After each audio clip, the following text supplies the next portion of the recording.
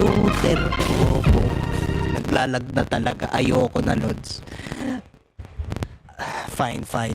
I'll do the rest of this intro shit. See you guys. Goodbye.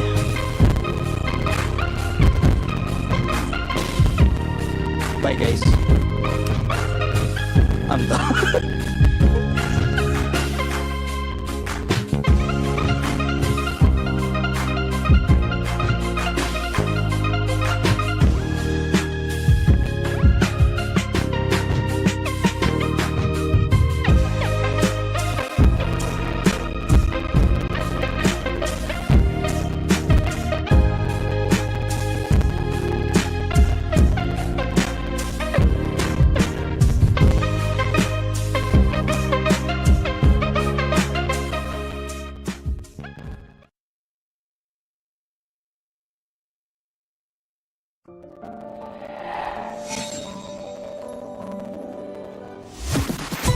Lahat ng drama, tawanan, balita, at all-time favorite music hits. On air, online, on the ground. Sa lungkot at ligaya, kami pa rin ang inyong kasama. We're the place where you truly belong. Mula sa TVH Group of Networks, ito ang inyong himpilan. Ito ang inyong tahanan. Number 1 sa Mega Manila. Hey peeps, DJ Zen here.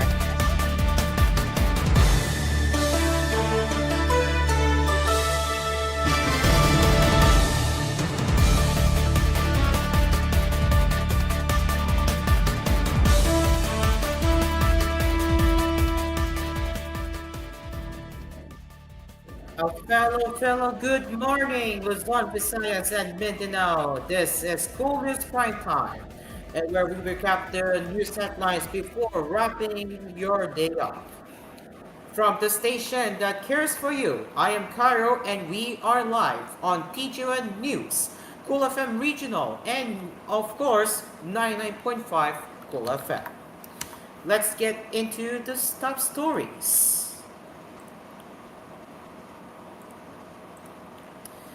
Senator Risa Hontiveros on Friday accused Beijing of censoring the truth behind the collation of two of its vessels when it encroached into the waters of the Philippines Scarborough Shoal earlier this week. Hontiveros made the pronouncement in response to a Chinese maritime expert who said that the Philippines should pay for the damages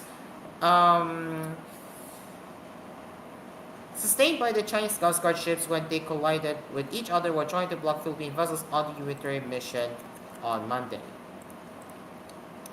Beijing is now actively censoring the truth. Instead of owing up to its actions, it is now covering up its maritime mishap in the West Philippine Sea by spreading disinformation, said Hontiveros in a statement. It's embarrassing because of the collision of the ships, so they're just spreading all sorts of propaganda, she added, pointing out that even Chinese state media didn't report on the incident.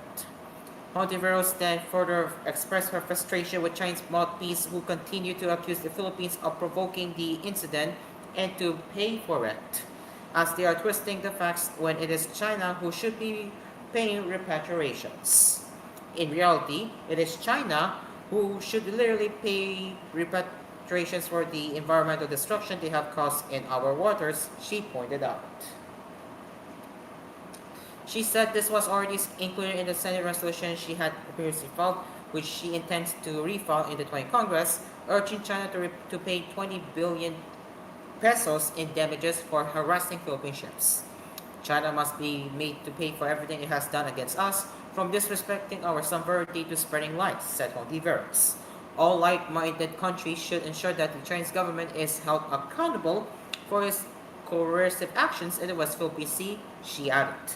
The Department of Foreign Affairs also earlier mentioned that the Philippines bears no responsibility in the collision that happened between the Chinese vessels, stressing that it is China that owes the Philippines after a dangerous collision in 2024 in another part of the West Philippine Sea. It may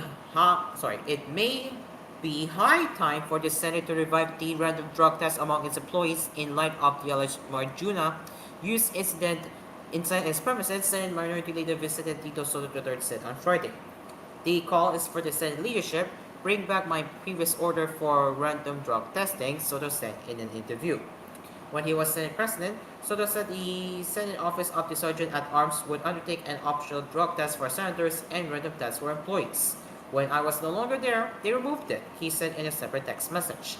Now that he is back in the Senate, he was shocked to hear reports that there was an alleged incident of marijuana use right inside the building. That's embarrassing. That's really embarrassing, Soto said in the interview.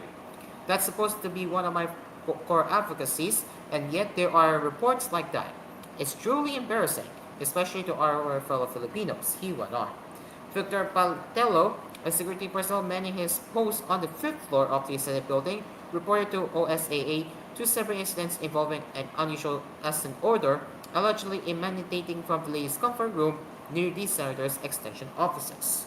Sometime in July this year, Patello said he got a phone call from a male staff member reporting a strong odor in their area.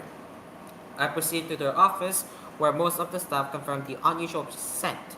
I then inspected the surrounding areas but did not observe anyone smoking, he said in an incident report dated August 13. Just last Tuesday, Patello said he was approached by a male employee who introduced himself as a staff member of Senator Pamphilio Lacson and reportedly noticing an unusual odor coming from the ladies' comfort room near the senator's extension offices. He claimed the odor resembled that of marijuana and stated that the only person in the area at the time was allegedly Miss Nadia Montenegro, Patello said. He said the employee also asked him to discreetly approach Miss Montenegro, which he said he did when she walked past his post. Miss Montenegro denied smoking inside the ladies' comfort room or using marijuana for that matter, but acknowledged processing a vape in her bag, which she said could have produced the unusual scent reported earlier by Senator Lacson's staff, Patello said.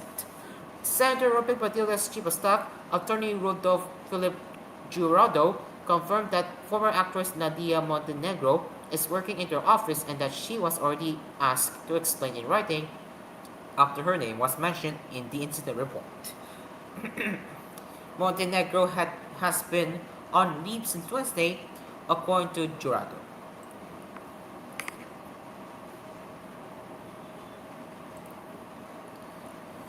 The Civil Aviation Authority of the Philippines has warned the public that those who will be caught smoking or vaping during air travel will face penalties. This came after the CAP said in a statement on Friday that it received reports by airlines about incidents of smoking or vaping on board aircraft. The Aviation Authority underscored that pursuant to the Philippine Civil Aviation Regulations on the restriction on smoking on board aircraft in relation to Republic Act 9211 or the Tobacco Regulation Act of 2003 and Republic Act 11900 or the Vaporized Nicotine and Non-Nicotine Products Regulation Act, smoking and vaping are strictly prohibited and violators may face penalties. Under the Tobacco Regulation Act of 2003, those who are caught smoking in public facilities such as airports and airlines will be fined 500 pesos to 1,000 pesos for the first offense, 1,000 to 5,000 pesos for the second offense, and 5,000 to 10,000 pesos for the third offense. Meanwhile, individuals vaping in public facilities under the Vaporized Nicotine and Non-Nicotine Products Regulation Act will be imposed a 5,000 pesos fine for the first offense, 10,000 pesos for the second offense, and 20,000 pesos for the third offense. The CAP emphasized smoking or vaping in flight not only disrupts operations but also poses serious fire hazards in a confined, pressurized environment where even minor accidents can escalate rapidly. The agency likewise said that it is currently intensifying the enforcement of regulations protecting passengers and crew from risk associated with prohibited onboard activities. It urged airline passengers to follow cabin crew instructions, pay close attention to in-flight safety demonstrations, and observe no smoking signs at all times. Any violation should be immediately reported to flight attendants or the Aviation Security Group for prompt action, said the CAP.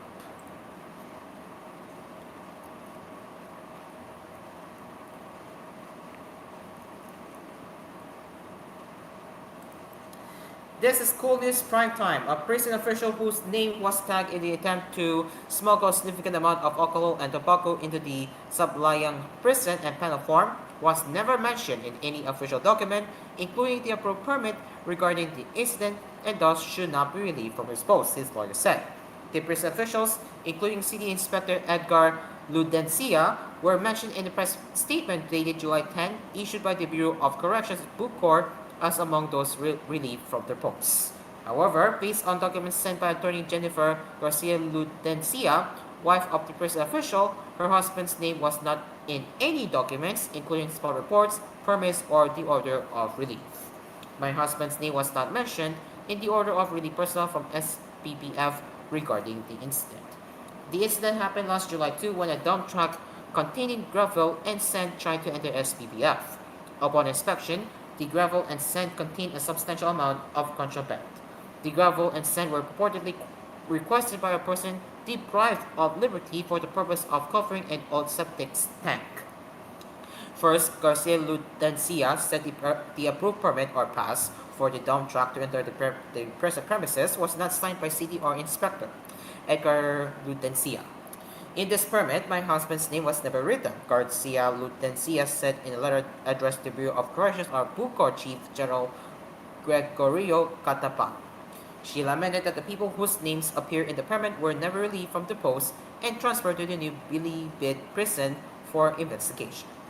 Second, she said her husband's name also does not appear in any of the reports submitted by C. Inspector Abel Sarrilla or by the K9 handler on the incident, which was stated by as the basis for the relief order. The lawyer lamented that her husband was subject to trial by publicity after Bucor issued a press release including his name. She said, clearly from the foregoing, my husband's name was not in any way involved in this controversy, yet his name was mentioned in the media in the press release as one of those stacked from the post, thereby unduly discrediting his clean name and reputation. She also urged Catapang to clear the name of CSO1 Richard Buenaflor after he was also relieved without any valid basis. At the same time, she urged the Bucor leadership to conduct an immediate investigation to determine who was the real culprit in the smuggling of contrabands at SPPF. In response to her letter, Assistant Secretary Al Perelas, Deputy Director General for Administration, said the matter had been forwarded to the Directorate for Intelligence and Investigation and is currently being prioritized. He assured that the investigation will be conducted with fairness, impartiality, and independence, safeguarding the interests of the Bureau and the parties involved. Please be informed that the timely and objective resolution of this investigation is of utmost importance to maintaining the integrity and upholding the rule of law within the Bureau, he added. Ladies and gents, it is now 12:12 midnight as we will continue to bring you the latest news headlines or recapping before we wrap up the night. Stay along with us. koolNews Primetime will be right back after these messages.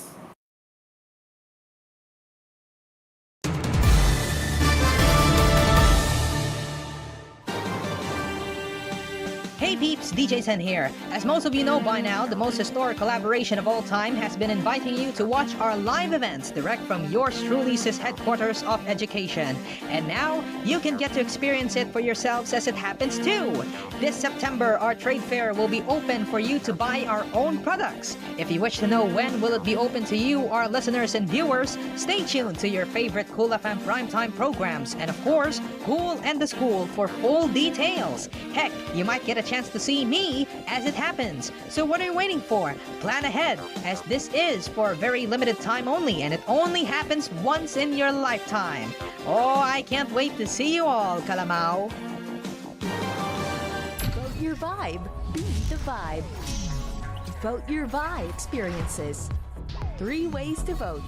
SMS voting. Type vibe. Space experience, space artist name, space song title to 3456. Text your vote now. Messenger voting. To vote via Messenger, scan the QR code or chat the official Vibe PH page. Tap vote choose experience, and type your vote in this format: artist name, song title. Chat to vote now. My Vibe Power MVP voting. To power vote your favorite artist or song, scan our QR code or go to our website, vibeph.tv. Select power voting, choose experience, and then type name of artist and song title. Then select your voting package. Power vote now. Vote your vibe. Be the vibe. Magpatak ng Biyernes at Sabado ng gabi. Magandang gabi sa inyong lahat. Mas pinatigas Papreno na kami gamit ang drive map. Uy, at tumatagas. alam niyo ba mga kalamaw na si MS ay mahilig ka pa? Hindi yan. He's about to bring you the good vibes all night mula kusina. Maraming klaseng yung itlog. Yung scrambled egg, yung fried egg, hard-boiled. Lalo na yung may buhok. Sa sala Sayo na kayo, Ocho, dali. hanggang sa kama. Puro linis sila tayo, tara. Puro porn. Gusto na foreign yan. Joke. Kasama mo si TCP because he's about The Dreamy Show. The Dreamy Show. Tuwing Biyernes at Sabado dito lang sa Cool FM. Uplifting Christian music. Ikaw ang angkla ng aming buhay, tanging ikaw lamang, oh Jesus. Valuable and biblical run-through messages. Hindi pa pwedeng panalo si Lord sa buhay mo pagkalinggo lang. Dapat siya ang Lord ng lahat ng buhay mo. Your weekend hour habit, bringing Jesus to you anytime, anywhere. Jesus, the anchor of our life. Drive all to the way of the one true salvation. This is Crossroads Radio. Weekends, 11 a.m. on 702 DZJS Jesus Saves, GDG Radio, SVC Radio 1, and TJON Cool FM. Hear and experience God's Word every day. I want God as my master. I want Jesus Christ as my Lord. I want to exchange the evil master of sin. Praise to you with Dr. John MacArthur. We'll be keeping it all about Jesus. It's the great story here on Haven Today. Haven Today with Brother David Woolen. Kaya tayo ay may matibay na pag-asang pinangahawakan. Taglay natin ito sa ating buhay bilang tiyak at matatag na angkla. Angkla. Samahan po ninyo ako at tayo ay mag-aral sa mabuting balita ng Panginoon. Ang paglalakbay. But God, who is rich in mercy, has made us alive, quickened us, even when we were dead in our transgression. Renewing your mind with Dr. R.C. Sproul. Tune in for your daily biblical hope every start and end of broadcasts here on Cool FM. This is your station. This is home. Korean vibes in your area. Get ready for your ultimate playlist all the way from Seoul against the world. I'm super shy, but wait a minute while I make you mine, I'll lean into you, yeah. You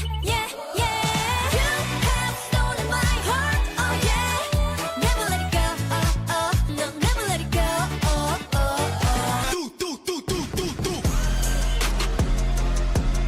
Turn up the party with Lisa Magubat on K-Music. Weekends, 4 p.m. on Cool FM. Number 1 in Metro and Mega Manila. Love songs, straight from the heart. At Dreamcars Soulmate Sonata.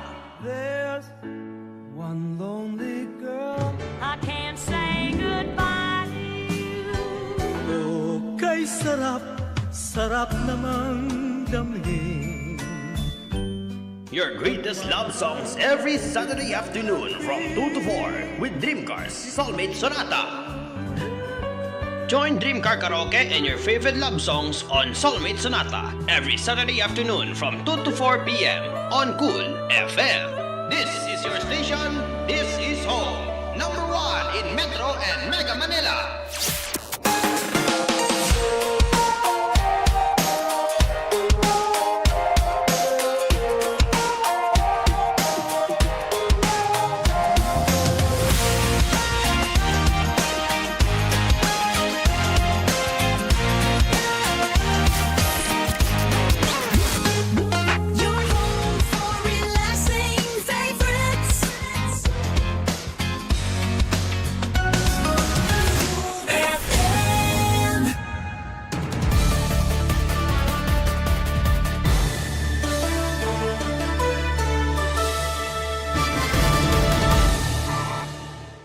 Welcome back to Cool News Primetime. It is now 12:19 in the early morning.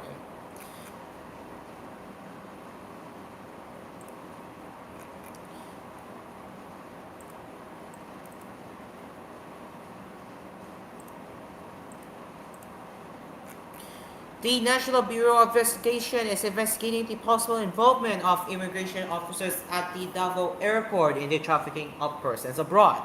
NBI Southeastern Mindanao Regional Director Alcelito Albao said 3 victims of a suspected trafficking in persons case had provided them names of the immigration officers at the Francisco Bangoy International Airport here who were supposed to facilitate their seamless travel to Singapore where they were bound as entertainers. The 3 were rescued by NBI agents on Tuesday morning while about to fly from here to Singapore. Albao said the victims were booked on Scoot Airlines flight DR369 from Davao to Singapore, but were offloaded due to incomplete and improper documents. The 3 women, aged 18, 24, and 29, told NBI agents they were recruited and offered work as entertainers by a certain Lalang and Loli, who are both currently at large.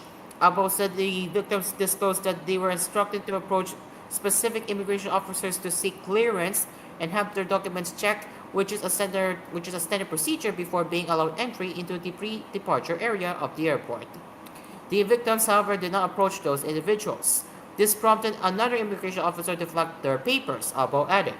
Initial findings disclosed that the 3 had each paid Lalang a certain amount for the processing of their employment documents. The victims were turned over to the care of the Department of Social Welfare and Development. Criminal complaints will be prepared and filed against the recruiters and any complicit parties pursuant to Republic Act 9208 as amended by Republic Act 10364, otherwise known as the Expanded Anti-Trafficking in Persons Act of 2012, Albao said. This decisive operation underscores the NBI's continued vigilance against modern-day slavery and its commitment to dismantle trafficking networks that exploit vulnerable Filipinos, NBI Director Jimmy San Diego said in a statement.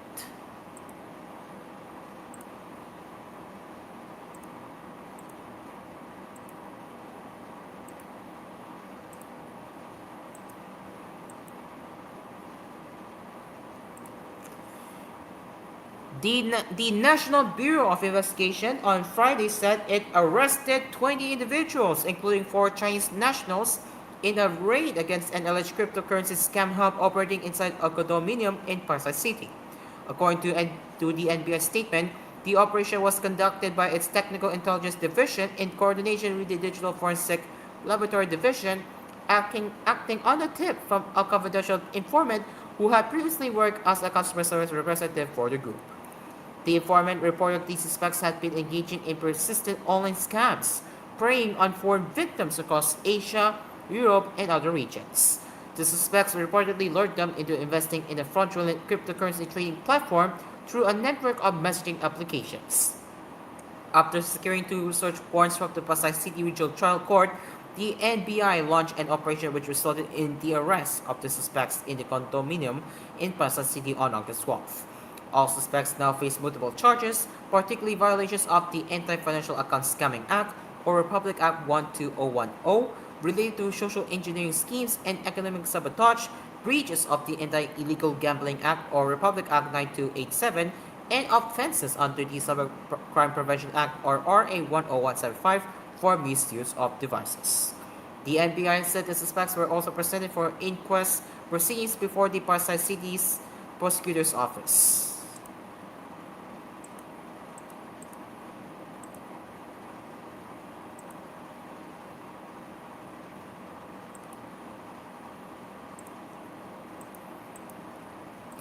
This is Cool News Primetime as we continue to recap the news headlines before we wrap it up.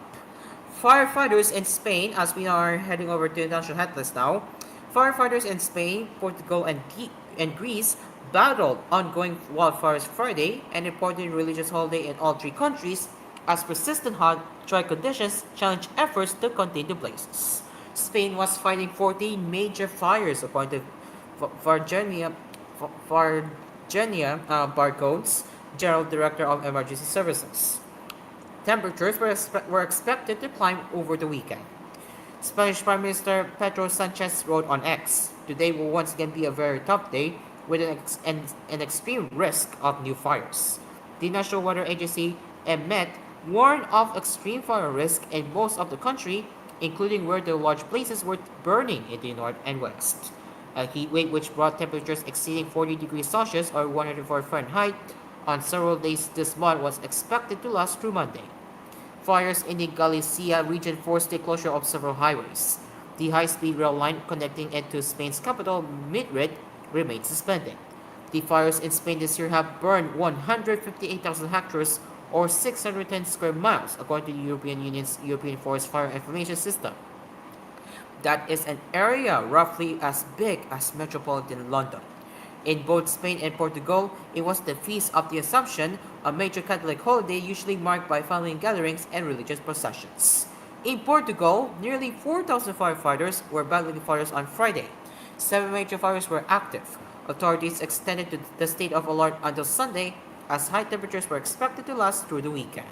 The Portuguese government on Friday requested assistance from the EU's Civil Protection Mechanism, a firefighting force that European countries in need can call upon. A day before, Spain received 2 Canadair water bomber aircraft after requesting EU help to tackle blazes for the first time ever. In the past week, Greece, Bulgaria, Montenegro, and Albania have requested help from the EU's firefighting force to deal with forest fires. The force has already been activated as many times this year as all of last year's fire season. On Friday, a wildfire in Greece burned out of control for a 4th day on the island of Chios, prompting several more overnight evacuations. 2 water-drawing planes and 2 helicopters were operating in the north of the island in the eastern Aegean Sea, where local authorities said a low and high winds was helping firefighters early Friday. Following a series of large fires in western Greece earlier this week, the fire service was on alert Friday outside Athens and nearby areas in the south of the country where adverse weather conditions elevated the fire risk. The spiritual leader of the world's Orthodox Christians, Ecumenical Patriarch Bartholomew, expressed solidarity on Friday with the victims of wildfires in southern Europe during prayers for the Dormitron of the Virgin Mary, an important religious holiday for Orthodox Christians. As we now head over to the showbiz. Celebrity couple Tony Gonzaga and Paul Soriano made special their daughter Polly's 2nd birthday by organizing a Little Mermaid theme party.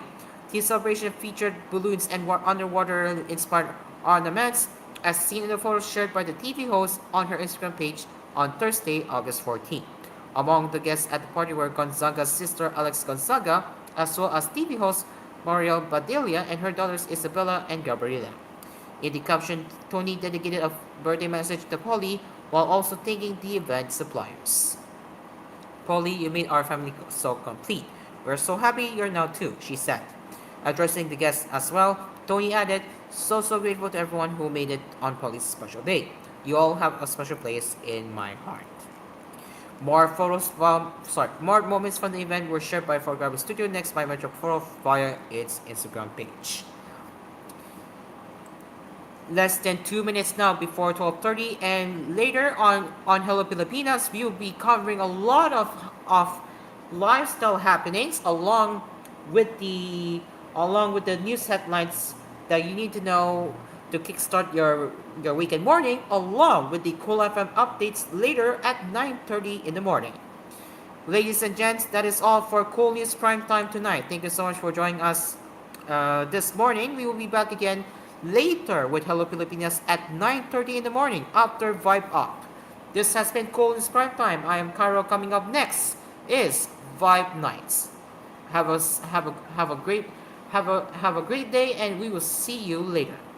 Good early morning.